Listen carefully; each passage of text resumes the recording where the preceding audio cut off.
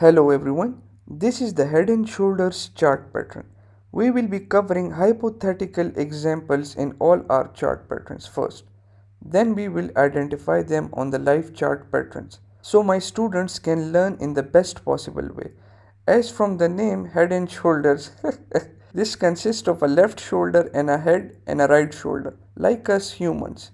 The shoulders are connected by a line called the neckline. As you can see in this diagram below, the shoulders are connected by a line called a neckline.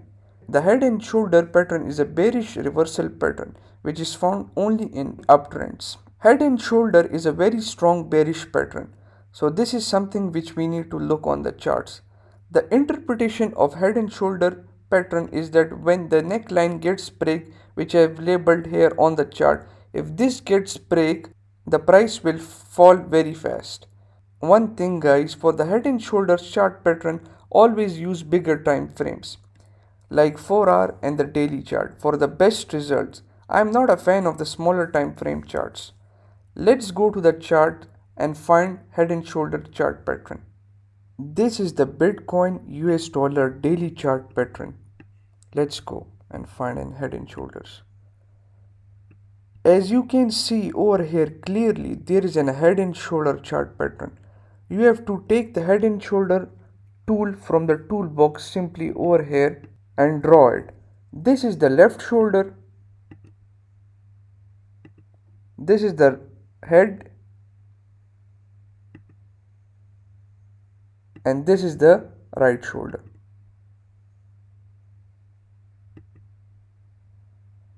And the shoulders are connected by a line called the neckline, as you can see over here.